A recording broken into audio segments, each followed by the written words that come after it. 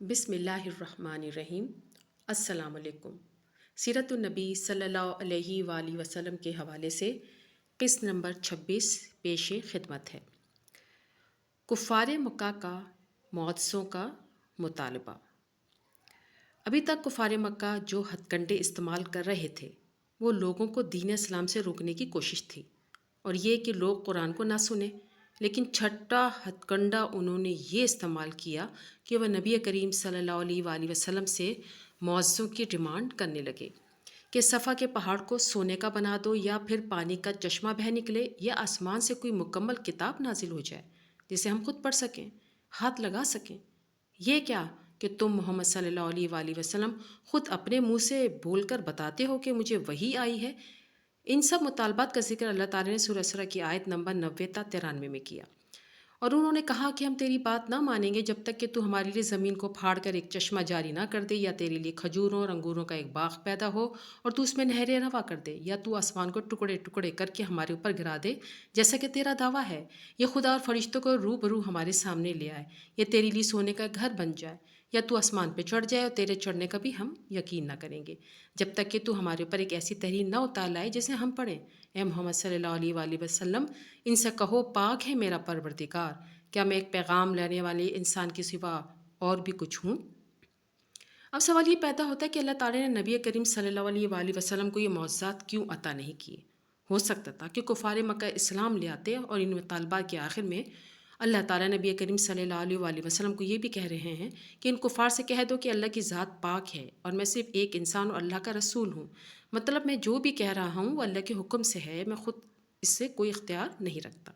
اب آتے ہیں واپس سوال کی طرف کہ اللہ تعالیٰ نے کفار کے لیے مطالبات پورے کیوں نہیں کیے۔ اس سے پہلے وہ معجزے دیکھنے کے بارے میں مطالبہ کر چکے تھے، جس میں انہوں نے نبی کریم صلی اللہ علیہ وآلہ وسلم سے یہ مطالبہ کیا تھا کہ اگر سچے ہو تو چاند کو 2 ٹکڑوں میں تقسیم کر کے دکھاؤ، ایک ٹکڑا پہاڑ کی ایک طرف، دوسرا ٹکڑا دوسری طرف۔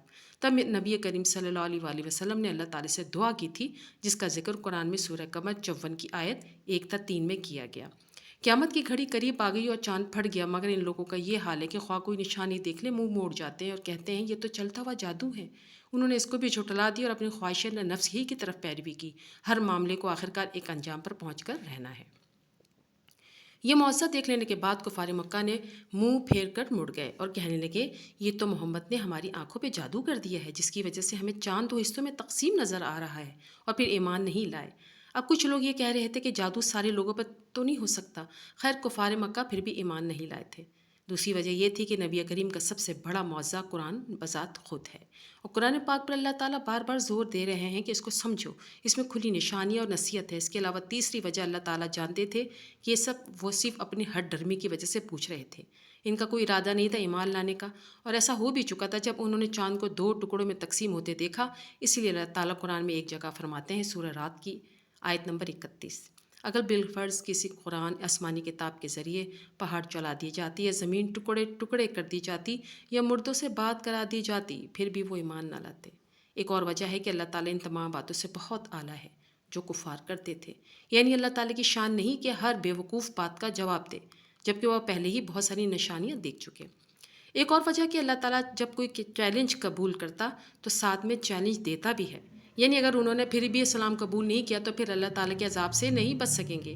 اس کا ذکر ایک حدیث میں اس طرح ہوا، قریش نے نبی کریم صلی اللہ علیہ وآلہ وسلم سے کہا اپنے رب سے ہمارے لیے دعا کیجیے کہ وہ صفا کو ہمارے لیے سونے کا بنا دے، ہم آپ پر ایمان لے آئیں گے۔ آپ صلی اللہ علیہ وآلہ وسلم نے فرمایا کیا تم ایسا کرو گے؟ قریش نے کہا ہاں۔ آپ نے دعا کی تو جبرائیل علیہ السلام آپ کے پاس آئے اور کہنے لگے آپ کا رب آپ کو سلام کہتا ہے اور فرماتا ہے کہ اگر تم چاہو تو صفا ان کے لیے سونے کا بن جائے، لیکن اس کے بعد جس شخص نے کفر کیا اسے میں ایسا عذاب دوں گا جو دنیا میں کسی کو نہیں دیا ہوگا، اور اگر تم چاہو تو ان کے لیے توبہ اور رحمت کا دروازہ کھلا رکھو۔ آپ صلی اللہ علیہ وآلہ وسلم نے فرمایا توبہ اور رحمت کا دروازہ اچھا ہے۔ یہ مسند احمد کی حدیث ہے۔ اللہ تعالیٰ نے سورہ اسراء کی آیت نمبر 59 میں اس کا ذکر اس طرح کیا، اور ہم کو نشانیاں بھیجنے سے نہیں روکا مگر اس بات نے کہ ان سے پہلے کے لوگ ان کو جھٹلا چکے ہیں۔ چنانچہ دیکھ لو سمود کو ہم نے اعلانیہ اونٹنی لا کر دی اور انہوں نے اس پہ ظلم کیا۔ ہم نشانیاں اس لیے بھیجتے ہیں کہ لوگ انہیں دیکھ کر ڈریں۔ اب یہاں یہ بات بیان کرنا مناسب سمجھتی ہوں کہ ہمارے معاشرے میں بہت سی ایسے قصے کہانیاں موجود ہیں جن میں کچھ بزرگان دین کے ساتھ ساتھ ایسے معزز منسوب کیے گئے ہیں جو کہ اللہ تعالیٰ نے نبی کریم صلی اللہ علیہ وآلہ وسلم کو نہیں عطا کیے۔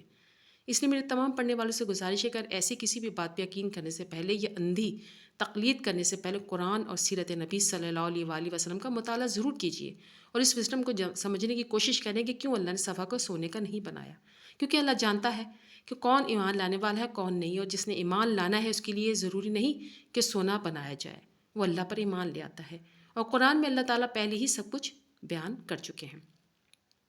اس کے بعد کفار مکہ نے اب 7واں ہتھ کنڈا استعمال کیا اور نبی کریم کو براہ راست بات چیت کی راہ اختیار کی۔ اس سے پہلے وہ قبیلے کے سرداروں کے توسط سے بات کر رہے تھے، اب انہوں نے محمد صلی اللہ علیہ وآلہ وسلم کو پیشکش کی کہ ہم ایک دوسرے کے ساتھ تعاون کرتے ہیں، کیونکہ اب حالات کفار کے ہاتھ سے نکل رہے تھے، اس لیے وہ تعاون کی بات کرنے پر آمادہ ہو گئے اور کہنے لگے ہم ایسا کرتے ہیں کہ ایک دن ہم تمہارے اللہ کی عبادت کریں گے، ایک دن تم ہمارے معبودوں کی عبادت کرنا، اس طرح تم بھی خوش ہم بھی خوش۔ جس پر اللہ تعالیٰ نے سورہ کافرون کی نازل کی، سورہ کافرون کی آیت نمبر 1 سے 6۔ کہہ دو کہ اے کافرو، میں ان کی عبادت نہیں کرتا جن کی عبادت تم کرتے ہو، نہ تم اس کی عبادت کرنے والے ہو جس کی عبادت میں کرتا ہوں، نہ میں ان کی عبادت کرنے والا ہوں جن کی عبادت تم نے کی، اور نہ تم اس کی عبادت کرنے والے ہو جس کی عبادت میں کرتا ہوں۔ تمہارے لیے تمہارا دین ہے اور میرے لیے میرا دین، جو کہ بہت واضح آیات ہیں کہ اللہ تعالیٰ کی عبادت میں کوئی بھی شریک نہیں۔ جب بھی اللہ کی عبادت کی جائے گی تو صرف اکیلے اللہ کی، اور کوئی بھی شریک کسی صورت میں قابل قبول نہیں، اور دین میں کسی قسم کا کوئی کمپرومائز نہیں ہو سکتا۔ اس پر بھی بات نہ بنی تو قریش نے اپنا وفد نبی کریم صلی اللہ علیہ وآلہ وسلم کے پاس بھیجا، جبکہ ماضی میں وہ یہ کوشش ابو طالب سے بات چیت کر چکے تھے لیکن کامیاب نہیں ہوئے تھے۔ اب انہوں نے براہ راست نبی کریم صلی اللہ علیہ وآلہ وسلم کو رشوت کی پیشکش کی، اور وفد نے نبی کریم سے کہا کہ آپ جو بھی مانگیں گے ہم آپ کو دیں گے، لیکن تم اس دعوت سے باز آ جاؤ۔ نبی کریم صلی اللہ علیہ وآلہ وسلم نے فرمایا میں تم لوگ سے کچھ نہیں چاہتا سوائے ایک بات کے۔ اتنا سننا ہی تھا کہ ابو لہب خوشی سے اچھل پڑا اور کہا ہم 10 بات ماننے کو تیار ہیں۔ جب نبی کریم نے کہا میں صرف یہ چاہتا ہوں کہ تم لا الہ الا اللہ محمد رسول اللہ بول دو اور کچھ نہیں چاہیے۔ یہ سن کر ابو لہب کھڑا ہوا اور بولا یہ چاہتا ہے کہ ہم صرف ایک معبود کی عبادت کریں؟ بڑی عجیب بات ہے۔ اللہ تعالیٰ نے یہی بات سورہ سواد کے اندر آیت نمبر 5 سے 6 میں بیان فرمائی کہ اس نے سارے خداؤں کی جگہ بس ایک ہی خدا بنا ڈالا۔ یہ تو بڑی عجیب بات ہے۔ اور سردار ان قوم کے یہ کہتے ہوئے نکل گئے کہ چلو اور ڈٹے رہو اپنے معبودوں کی عبادت پر، یہ بات تو کسی اور ہی غرض سے کہی جا رہی ہے۔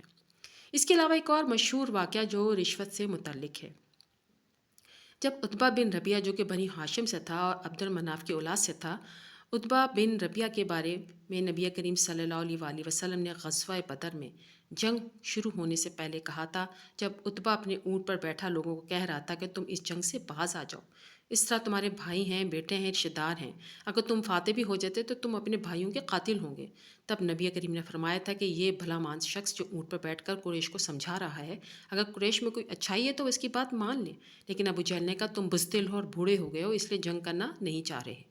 بس ابو جہل کا ورغلانہ کام آ گیا اور عتبہ بن ربیعہ بھی نامراد ہی رہا۔ یہ مسرت احمد میں ہے۔ اس کے علاوہ طائف کے واقعے کے بعد نبی کریم صلی اللہ علیہ وآلہ وسلم لہو لہان تھے، اور جس انگوروں کے باغ میں جا کر بیٹھے تھے اور جس شخص نے اپنے عیسائی غلام سے آپ کو انگور پیش کرنے کو کہا تھا وہ عتبہ بن ربیعہ ہی تھا۔ اب واپس آتے ہیں، جب عتبہ بن ربیعہ قریش کے لوگوں میں بیٹھا تھا اور یہ لوگ پلان کر رہے تھے کہ کیسے محمد صلی اللہ علیہ وآلہ وسلم کو دعوت سے روکا جائے، عتبہ نے کہا میں جاتا ہوں اور بات کرتا ہوں، کیونکہ رشتے میں چچا لگتا ہوں، وہ میری بات ضرور سنیں گے۔ نبی کریم صلی اللہ علیہ وآلہ وسلم خانہ کعبہ کے پاس بیٹھے ہوئے، جب عتبہ بن ربیعہ آپ کے پاس آتا اور کہتا اے میرے بھتیجے، تم تو قریش میں سب سے زیادہ صادق مشہور تھے، عقل والے تھے، کیا ہو گیا ہے تمہیں؟ اب مجھے بتاؤ تم بہتر ہو یا عبداللہ یعنی کہ باپ، یا عبد المطلب دادا؟ اب اس طرح کے سوال کا جواب کیا ہوتا ہے؟ یہ نبی کریم صلی اللہ علیہ وآلہ وسلم کا وزڈم تھا کہ آپ نے اس بات کا کوئی جواب نہیں دیا، کیونکہ اسلام جھوٹ بولنے سے منع کرتا ہے۔ اگر یہاں نبی کریم کہہ دیتے کہ میں بہتر ہوں تو بات بے ادبی کی آ جاتی، اس لیے آپ نے خاموشی رہن پہ اکتفا کیا۔ اس کے بعد عتبہ نے کہا کہ میں تمہارے لیے کچھ پیشکش لے کر آیا ہوں، جس میں سے ایک یہ ہے، نمبر 1 کہ اگر مال چاہتے ہو تو ہم قریش سب مال اکٹھا کر کے تمہیں دے دیں گے، تم سب سے امیر ہو جاؤ گے۔ نمبر 2 اگر تمہیں بادشاہ چاہیے تو ہم تمہیں بادشاہ بنا دیں گے، اس سے پہلے عربوں میں کوئی بادشاہ نہیں تھا۔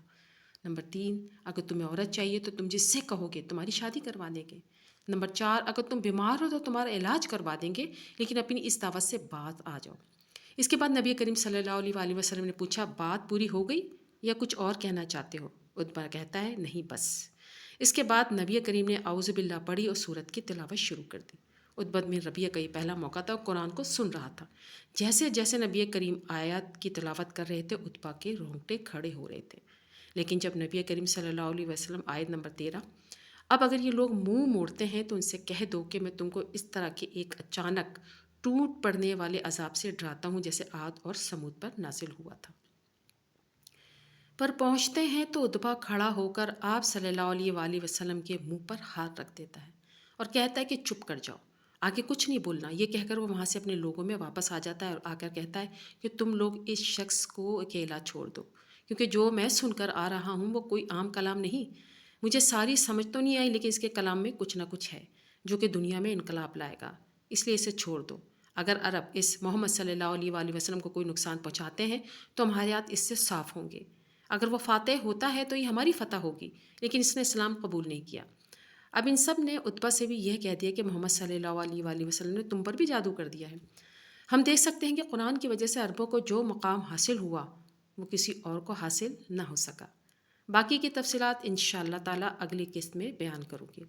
تمام دوستوں سے گزارش ہے کہ ایک مرتبہ درود ابراہیمی ضرور پڑھ دیجیے۔ جزاک اللہ خیر۔ ویڈیو اچھے لگے تو لائک ضرور کیجیے اور صدقہ جاریہ سمجھ کے شیئر ضرور کیجیے۔